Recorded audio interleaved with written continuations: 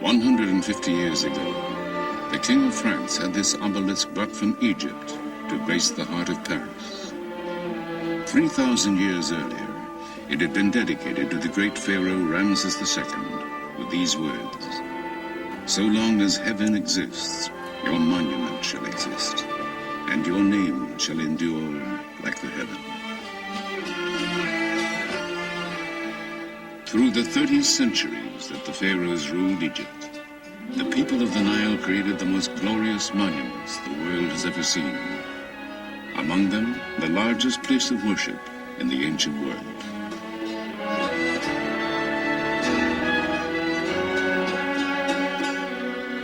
These miracles in stone were tributes to their gods and kings.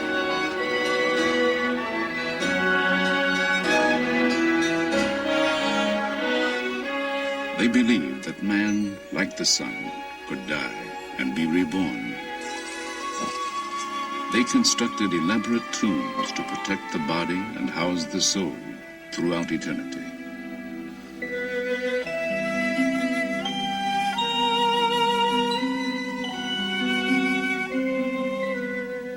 They created guides to the underworld, books of the dead to ensure immortality. And on their monuments, they left the testimony of their faith. These inscriptions are keys with which we unlock the secrets of ancient Egypt. Ladies and gentlemen, now we are in the temple of the Queen Hatshepsut. And as they have since the days of Herodotus, Antony, and Cleopatra, thousands journey here to see these wonders. Going down to the Green Valley for the holy visit of Amun-Ra to the goddess Hathor once a year for 15 days. But today, having endured for 50 centuries, these seemingly imperishable structures are threatened. Their fate may be determined in our lifetime. So, people of science, soul, and conscience travel here from all over the globe to save the priceless monuments, to decipher the meaning of the messages before they disappear forever. This is the story of the land of Egypt and the quest for eternity.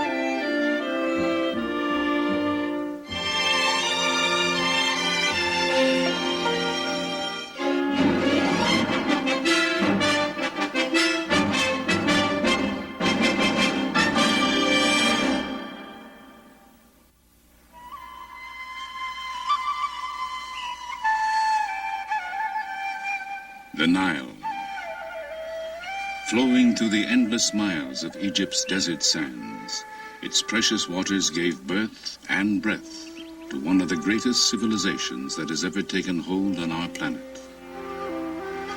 Hail to you, O Nile, went an ancient hymn. Sprung from earth, come to nourish Egypt, food provider, bounty maker, who creates all that is good. The river's annual flooding left rich deposits of silt. Utilizing it, farmers developed a settled life. Sustained by its abundant waters, the land and crops prospered.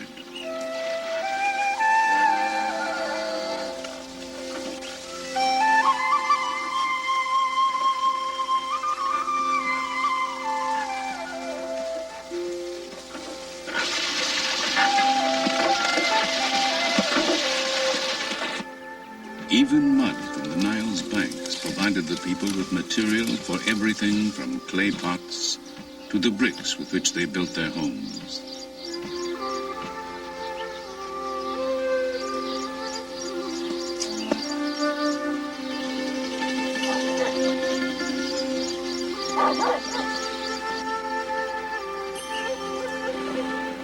The Nile itself was Egypt's highway. Boats sailed northward with with the currents and south with the prevailing winds.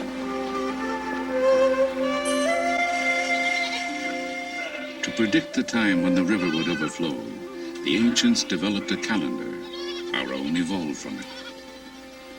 Along the extended oasis of the Nile Valley, a way of life emerged that still endures today, virtually unchanged from the furthest reaches of recorded time.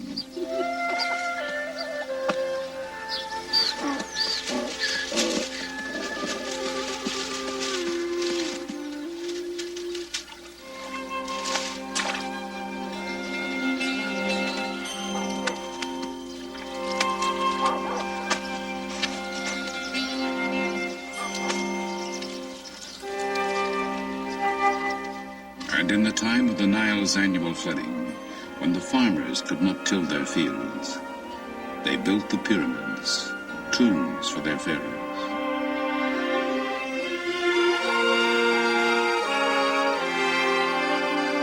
All that remains of the seven wonders of the ancient world, they were stairways to heaven, for to all Egyptians, their religion promised an afterlife.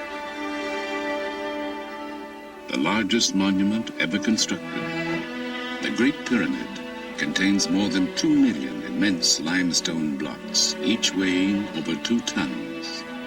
100,000 men toiled for 20 years without wheel, horse, or iron tools to create it, that their pharaoh might join the sun god and live in eternity. This dedication to gods and kings was to sustain the Egypt of the pharaohs for 3,000 years.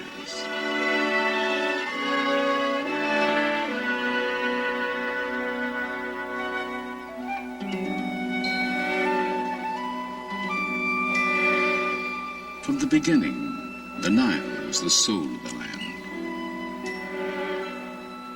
The lotus growing on the riverbanks symbolized the people of Upper Egypt. The papyrus, shimmering in the marshes of the delta, was the symbol of Lower Egypt. Immortalized on this tablet of slate, a king known as Narmer wears the high domed crown of Upper Egypt on one side, the low, curled crown of Lower Egypt on the other. It commemorates his unification of the two lands to create the nation of Egypt in 3100 BC. From that time, Egyptian kings would wear both crowns as rulers of the two kingdoms of Upper and Lower Egypt. The two lands have remained linked from Narmer's time to the present. Isolated from its neighbors, protected by mountains, desert, and sea, the Nile Valley was an ideal crucible in which a civilization could begin. Traces of those beginnings can be found in the city of Meccan.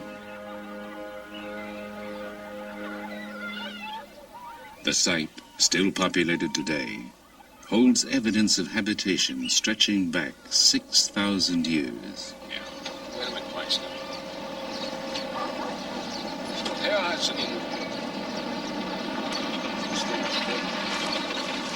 Since 1967, Dr. Walter Fairservice of Vassar College and the American Museum of Natural History has been excavating here in his continuing search for the roots of civilization.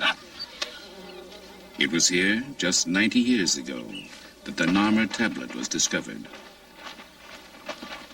It was here, 50 centuries before, that King Narmer established the capital of the newly unified nation. Here we have the walls of a princely complex that belonged to a king who lived here 5,000 years ago at the very beginning of Egypt's unification. He was a great king, a powerful monarch. And we know from the size of the rooms and the way things are located that he was a very rich man, a very wealthy person. We know he has storerooms full of grain. We know that he had perhaps a great hoard of copper and many other things of that order. And yet, oddly enough, this powerful monarch, he left the place. He abandoned it. And that's part of the reason we're exploring this area, to find out why. Why, at the very beginnings of Egypt's history, do we have a place as important as this abandoned? Perhaps the secret still lies buried in these mud brick walls. Sifting through the debris of the centuries, the Fair Service team continues to piece together the history of the site.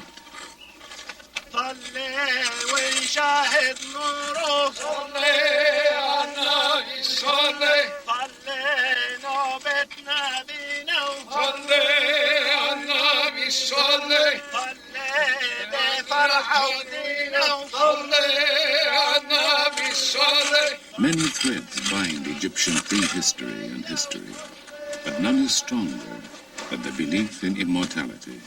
But this one is interesting because Equipped with objects necessary for the afterlife, these bodies were buried before the first pharaoh built his palace here. right here, if I can pull this up just a little bit, hairpins found at the roof of the skull. Made of some quill-like, or ivory, I guess. Perhaps ivory. Perhaps ivory, yeah. Put that back there. In this capital, religion, tradition, and political power fused.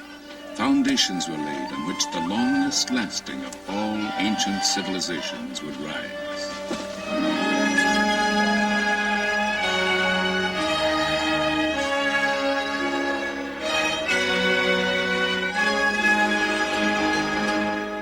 2,000 years later, Egypt's religious capital was Thebes, one of the richest, most powerful cities on earth.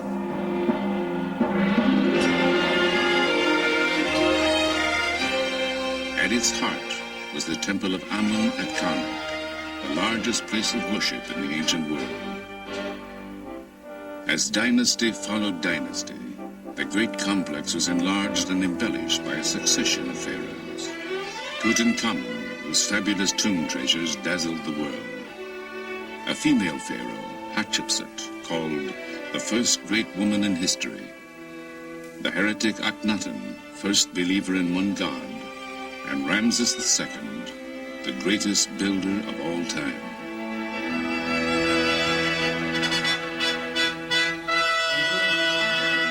Called Ramses the Great, Pharaoh while Egypt's power and prosperity flourished, this warrior king was to rule for 67 years, bring peace to the empire, father nearly 200 children, and leave his mark on fully half the monuments in Egypt.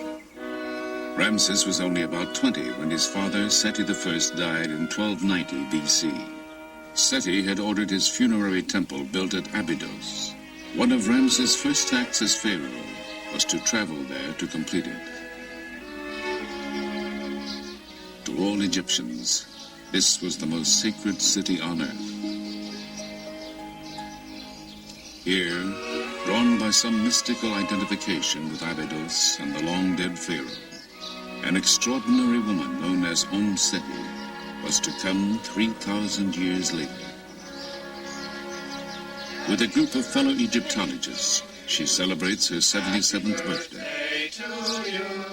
Happy birthday, Seti. Happy birthday to you. Well, thank you very much. You certainly made it a happy birthday. Let's make a speech. Make a speech. Oh, how lovely. Oh, I am. I'm afraid it was a mass-produced one, but... Never mind, that won't matter.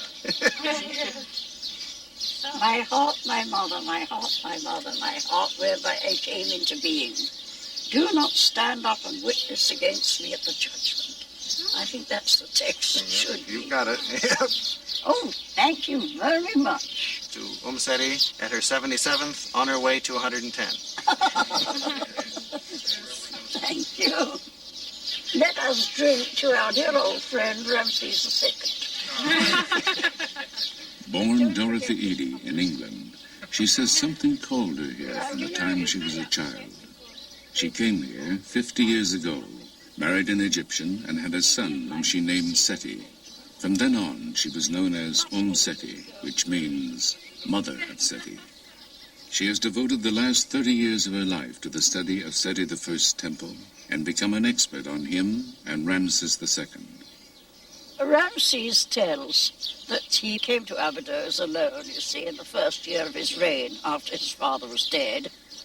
And he found that the decoration of this temple was incomplete. In the inscription he says that I ordered the work of my father to be completed, and all the works which my father had started and were still incomplete, I had them finished. And then he goes on as if he's speaking to the soul of his father, you see, and telling him that all that Seti had wanted to do and died before completing, and all his plans and ambitions, Ramses would complete it. And he said, so long as I am ruling, it will be as though you are still on the throne. He was a nice fellow, and he was a very good son.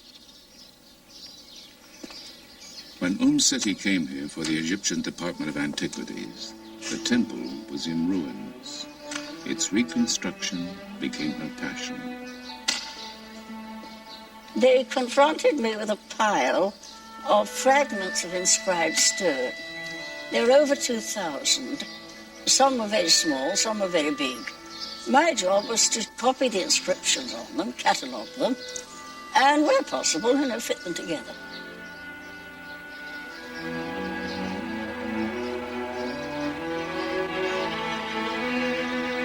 The temple is vibrant with carvings that look as fresh today as when they were painted 3,000 years ago. Its walls tell the first known story of resurrection. Osiris, a mythical ruler, was killed and dismembered by his brother. His wife, the goddess Isis, found the scattered pieces of his body, bound them together, and Osiris arose from the dead. Their son, the falcon-headed god Horus, was to grow to manhood and avenge his father. Anubis, jackal-headed god of embalming, was sent by the sun god to help Osiris live eternally.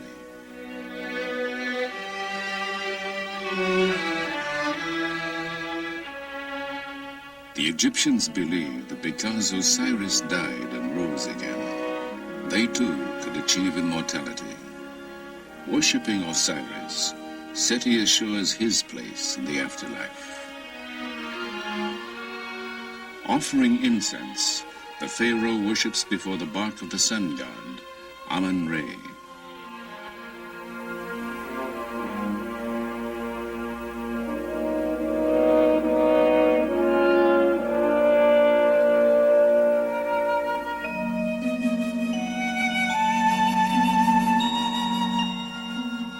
Just as Seti offers bread, ducks, figs, and a pomegranate to Isis, Seti follows the ancient beliefs.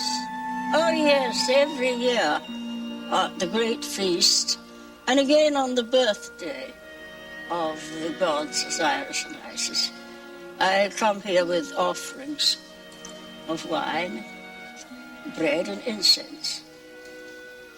Oh, I love coming here. It's a place I really do feel at home.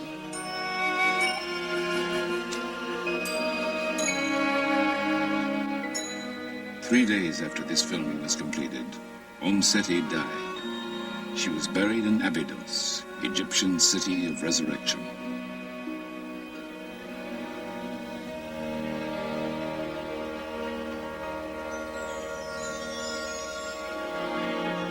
In the time of Ramses, the most powerful deity of the living was the sun god, Amun-Re. He was patron of the city of Thebes, located on the Nile between the first capital, Nekhen, and Abydos.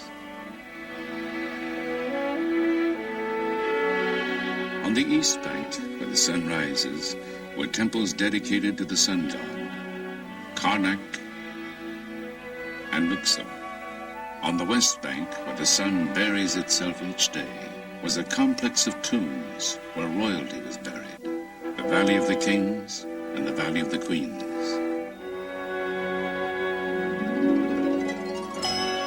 The Greek poet Homer was to immortalize Thebes as the city of 100 gates, where 400 heroes with their horses and chariots pass through each of these great gates.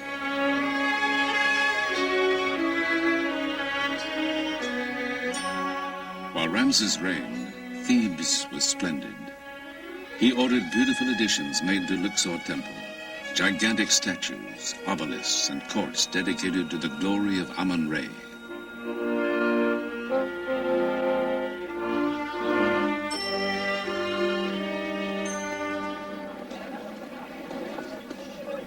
But having endured 3,000 years, these monuments face destruction in our time from the effects of increased agriculture, industrialization, changing weather conditions, due in part to the Aswan High Dam, and even the tourists themselves.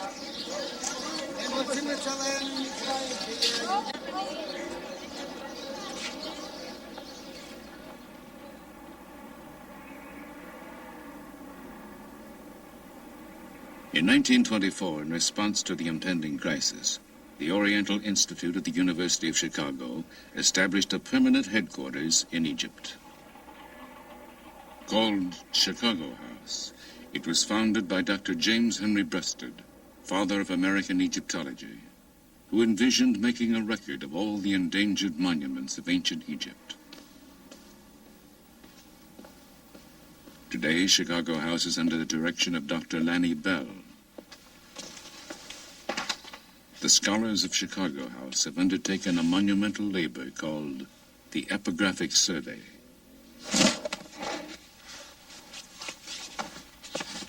Over the past 50 years, the Oriental Institute has published an epic series of volumes containing the results of the survey. Utilizing an ingenious combination of photography and draftsmanship, the Chicago House Egyptologists create facsimile drawings of the monument's carved and painted surfaces, the only record that will remain when the hieroglyphs and decorations have disappeared forever from the temples.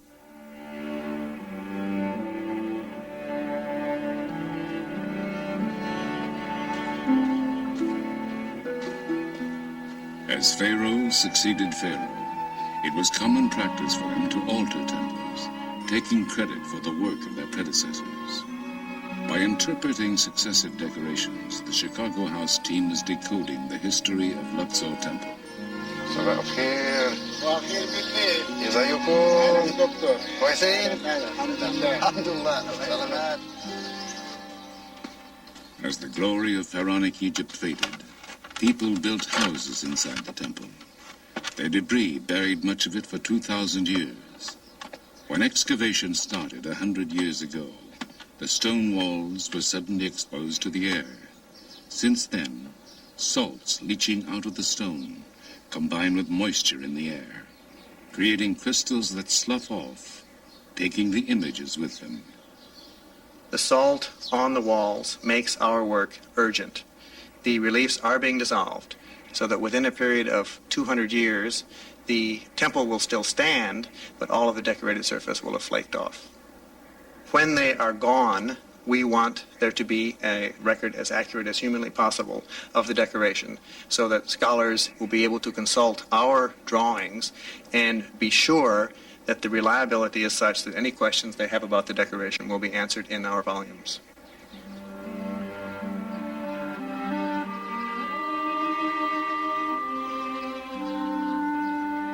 When the gods were worshipped here no more, great portions of the temple were dismantled.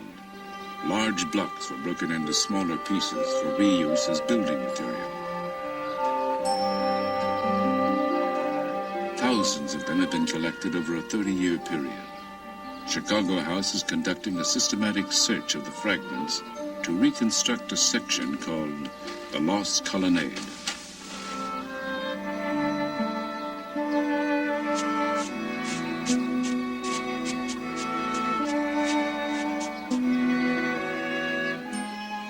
Finding a fragment that may fit, artist Ray Johnson makes notations, and the block is carefully photographed.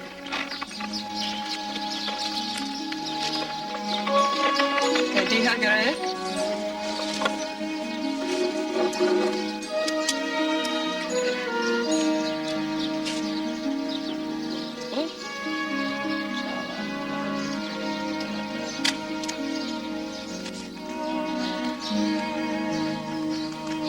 an artist pencils, then inks in the lines of the photograph, making corrections and replacing what time may have removed.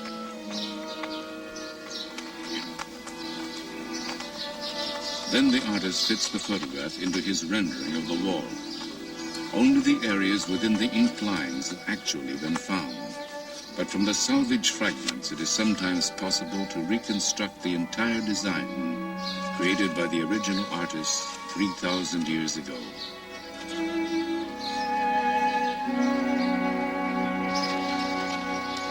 You support me going up? On those exciting and rare occasions, when a fragment that fits onto a standing wall is found, it is replaced. More to the left. Toward me? To the left. So, piece by piece, the ancient temple of Amun-Re rises again.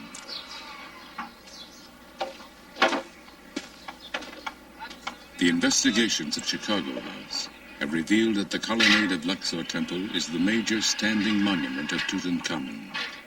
To completely evaluate its architectural history, the inscriptions at the top of the structure must be photographed. Ladders reaching 5 stories high have been assembled.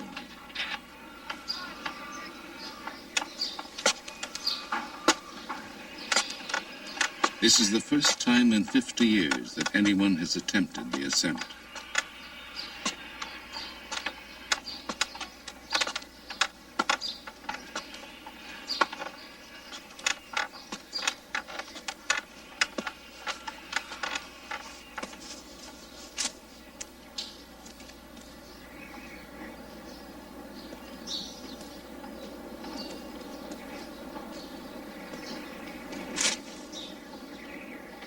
On the 70-foot-high columns, Dr. Bell studies the techniques used by the artisans of antiquity.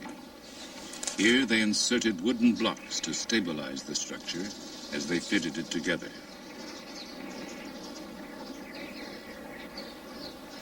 A roof once covered the colonnade, but it fell or was removed sometime before 1600 AD. Fragments of it found on the temple floor have been identified.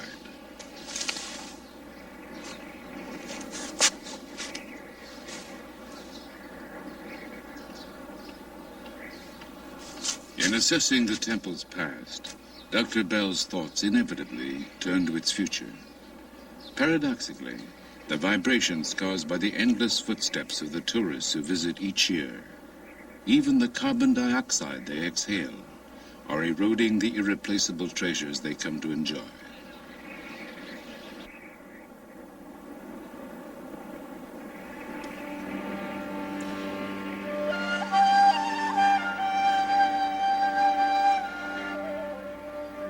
Chicago House studies have revealed that 100 years after Tutankhamun built this structure, Ramses II systematically erased his predecessor's name and replaced it with his own, naively assuming he could deceive the gods and take credit for the colonnade's construction.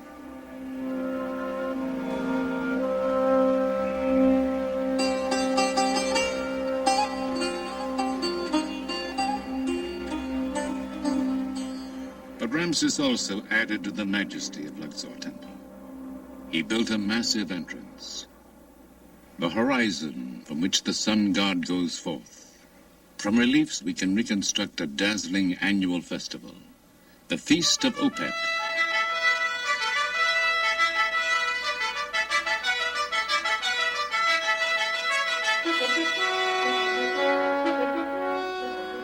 With the Nile in full flood, the golden statue of the god Amun-Re has been brought to Luxor from Karnak in his boat shrine. Within the temple's innermost sanctuary, Ramses offers incense, flowers, and food to the linen-shrouded god.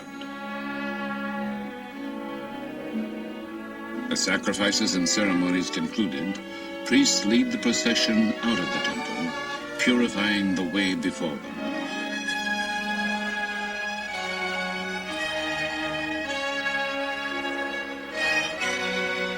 Thousands of citizens crowd the waterfront to see musicians, Nubian dancers, soldiers, and priestesses accompany the procession along the Nile.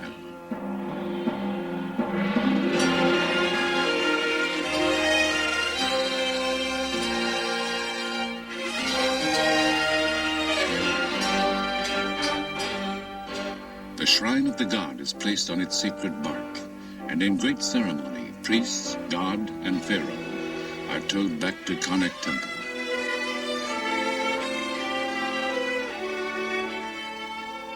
Ramses' favorite queen, Nefertari, and the royal princesses greet the procession as it arrives. Concluding nearly a month of worship and revelry, the royal couple enters the great temple of Amun at Karnak.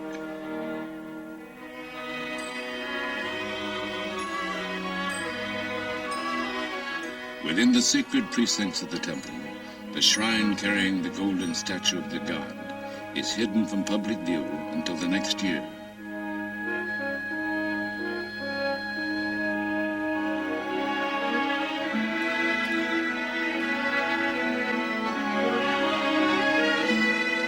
Symbolically renewed and reborn, the divine King Ramses advances toward the innermost reaches of the temple, where no common mortals are allowed to venture.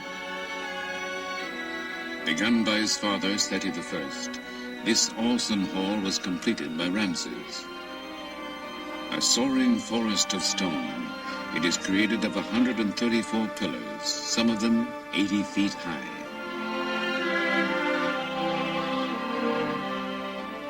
Ceilings and columns are ornamented with Ramses cartouches, magical ropes that surround the king's name to protect him from evil. In the hieroglyphs of his name is the message, "It is Re, the sun god, who bore him." From the sun god, the pharaohs drew their right to rule, their divinity, their legitimacy, and crowns. So they constructed this mighty city of God. 100 pharaohs enlarged and embellished it over a period of 2,000 years, a creation that did not cease until the Christian era, that has resumed as modern archaeologists restore this timeless testimony of faith.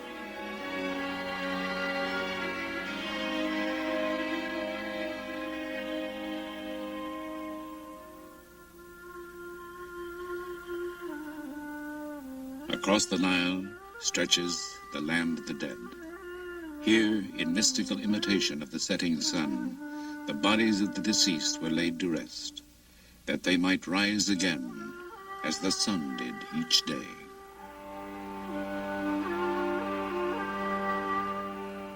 Cut into the heart of the mountain, the Theban necropolis is a vast labyrinth of tombs.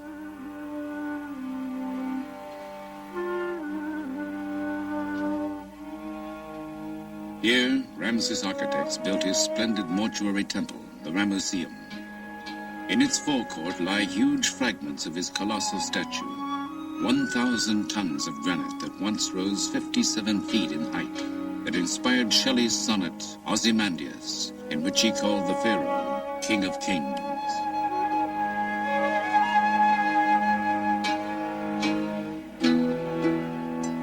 When Ramses died in 1224 BC, the Ramesseum was magnificent. Here, the magic of his name and images would keep him alive forever. This was but a stopping point for the dead king and his funeral procession, a sacred place where offerings would be made to him from this day throughout all time.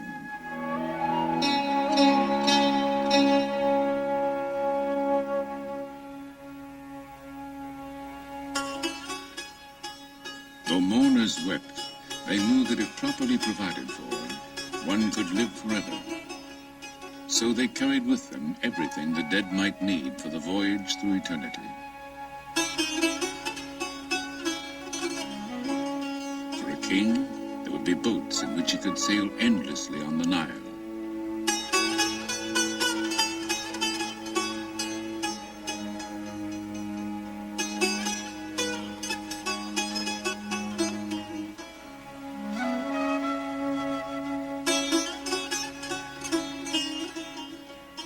And a throne from which he could continue to reign.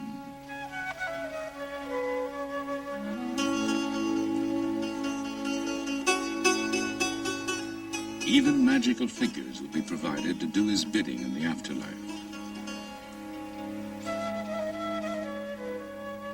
In their tomb paintings, the people of the Nile depicted the hereafter as a pleasant extension of their earthly lives, a place where they could amuse themselves hunting ducks, where rich crops would sustain them.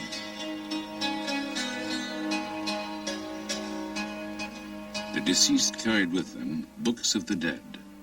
They instructed the departed on how to avoid the gods and demons that would attempt to bar their way. Her body, painted with stars, a goddess of the sky, stretches over a reclining god who represents the earth. Between them, a winged form of the sun god sails through the netherworld.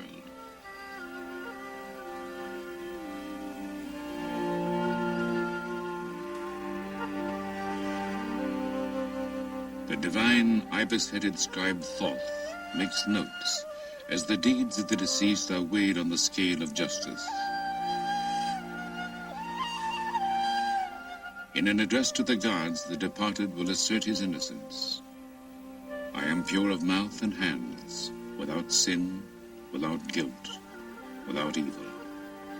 Those who were judged to be without sin could join Osiris to dwell in the happy land of the setting sun. But most important, there must be a body to which the soul could return. Anubis, god of embalming, prepares the body for the life to come. So Ramses' mummy would have gone to his tomb after a priest pronounced over it, "You will live again, forever."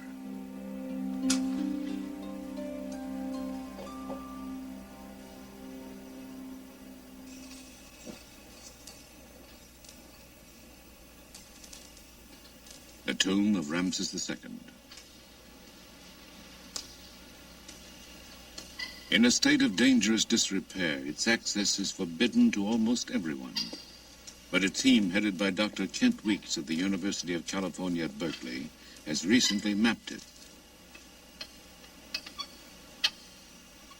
In the dynasty following Ramses, the royal tombs were systematically plundered.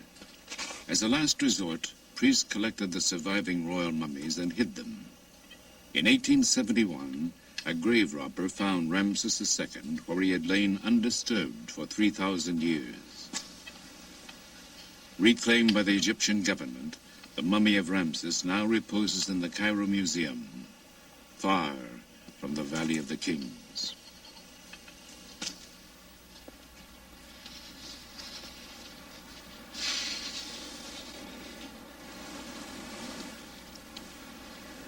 This is the West Valley. It's part of the ancient necropolis of Thebes, about 9 square miles of some of the most important archaeological monuments anywhere in the world.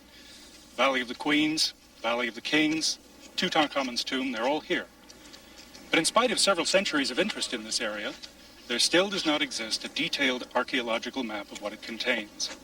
That's the purpose of the Berkeley Theban Mapping Project, to make as detailed an archaeological map as modern technology will permit. It's an important project. It's going to make it possible for us to study the history of the necropolis, but even more important, it's going to help us to preserve it and protect it. Surveying techniques are used to measure topographical features. Thank you.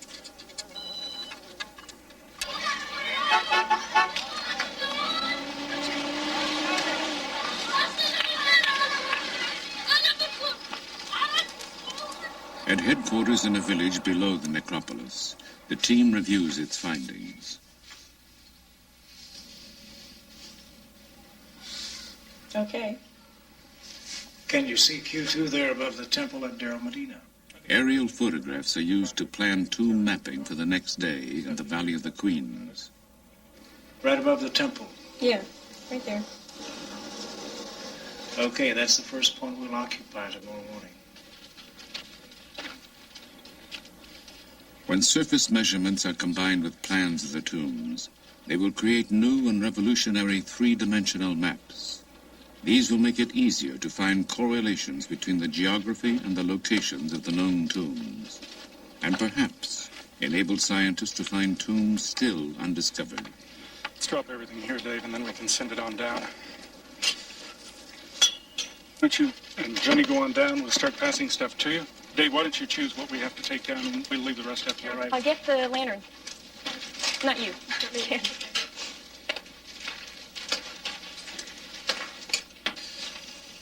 Let's finish that rear chamber today if we can, Dave. I think we can, fellas. 13 men to be back.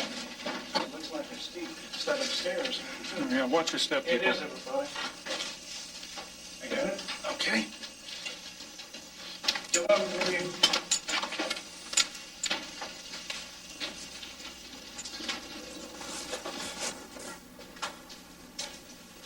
Standard surveying techniques are used to obtain the dimensions of each chamber. Every archaeological detail will be drawn and recorded.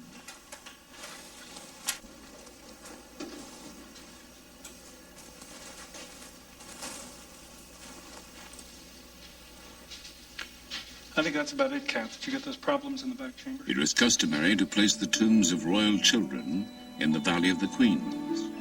This is the tomb of a young prince, son of Ramses III. Here, the pharaoh himself offers incense to the gods on the boy's behalf.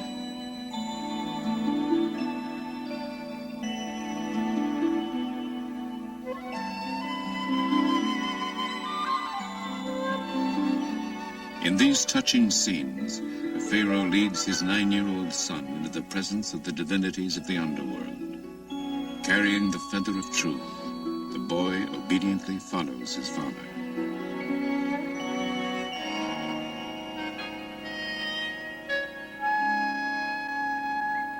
طيب يوسف عايزين نشوف المقبرة دلوقتي؟ كويس.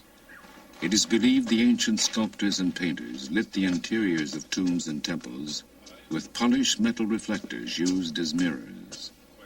And these scenes were filmed under the same conditions. نور هناك؟ كويس. شوف المراية تاني. شكرا. شكرا جدا. This is the tomb of Nefertari. Though Ramses had at least 4 royal wives, she remained his favorite. Due to humidity caused by increased irrigation in nearby farmland, the exquisite murals of her tomb are flaking off.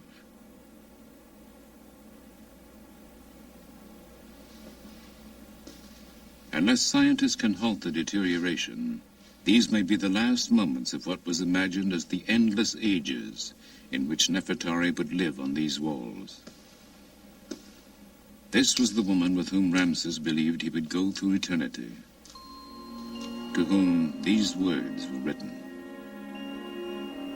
The princess, rich in grace, lady of affection, sweet with love, mistress of the 2 lands, songstress of the beautiful countenance, greatest in the harem of the lord of the palace. All that you say will be done for you. Everything beautiful according to your wish. All your words bring contentment to the face, wherefore men love to hear your voice. These tributes speak to us of love and hope, a people and a civilization that soared brilliantly and then was eclipsed.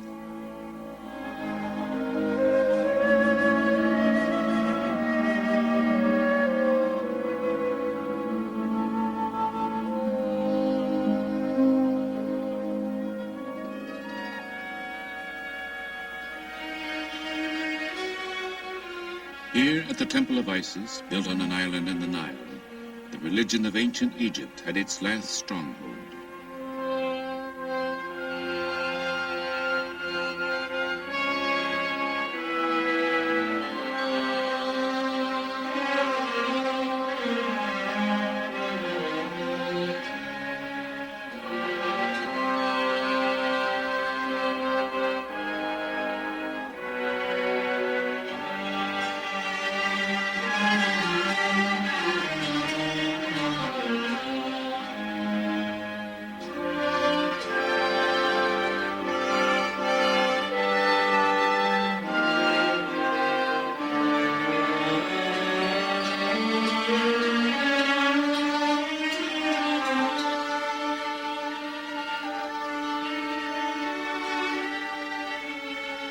After 332 BC, the Greek Ptolemies would reign as the last dynasty of pharaohs.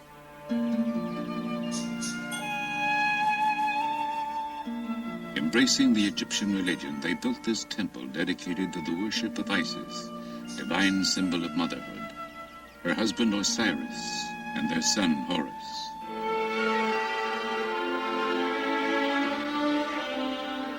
Their stories are told and retold on the temple walls. But the story of another holy family was to sweep over Egypt. The carvings, now considered pagan, were chiseled away. Christianity became the state religion, and in the 6th century, this temple became a Christian church.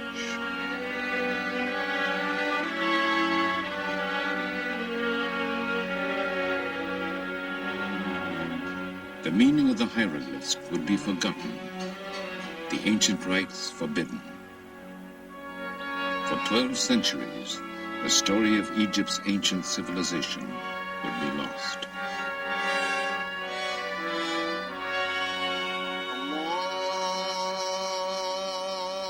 In 640, Islam and the teachings of Muhammad swept over the country. A succession of foreigners was to rule until 1952, when revolution restored full independence to Egypt after 2,000 years.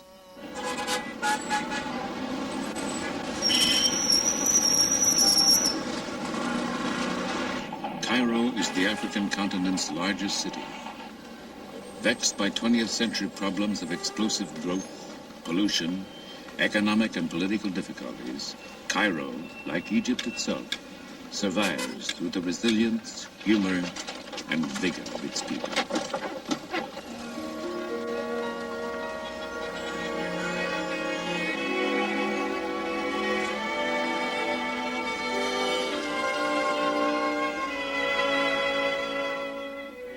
Facing an expanding population and an emerging nation's need for energy, the Aswan High Dam was built in the 1960s.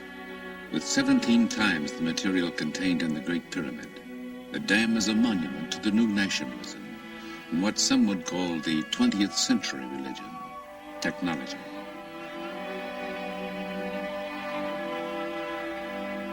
Behind the dam, Nubia was flooded. Much of this ancient land disappeared beneath the rising waters of the Nile.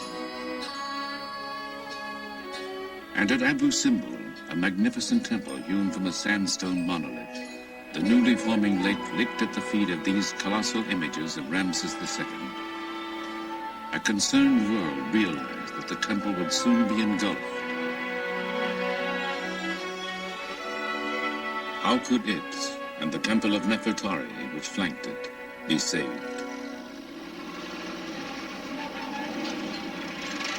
At the 11th hour, with funding from Egypt, the United States, and UNESCO, an international team swung into action, racing the rising Nile.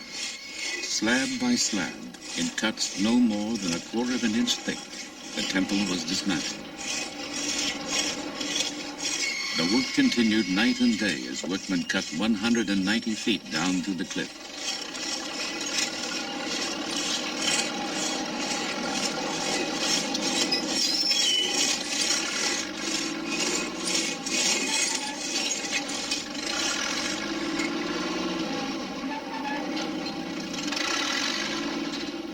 Coded for storage, the sections made a giant jigsaw puzzle.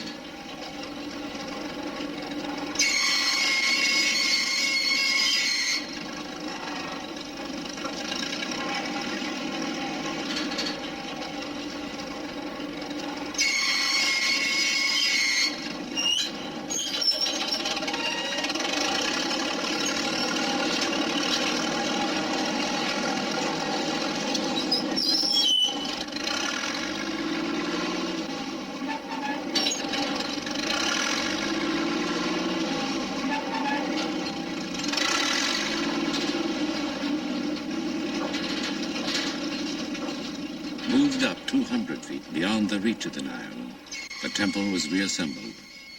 The precision of watchmakers was applied to the colossi, reconstructed to an accuracy of 1/10 of an inch.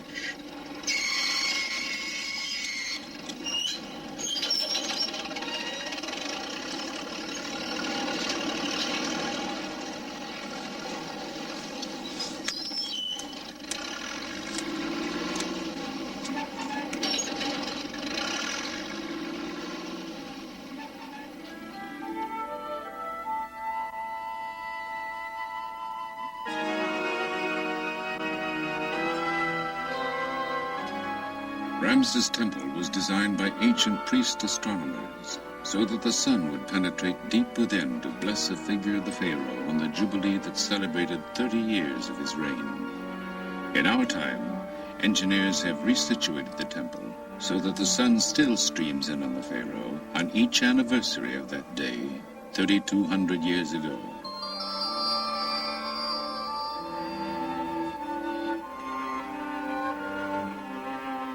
Gilding the statue of the king seated among the gods, the sun god Re bathes the figures in sacred light.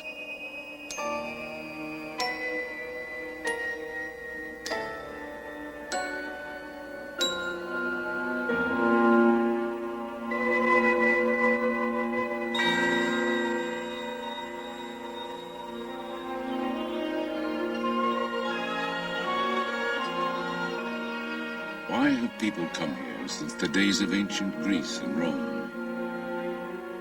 These works are expressions of the quest for the meaning of life itself, a longing for connection with the gods, a need for beauty, a hope for immortality.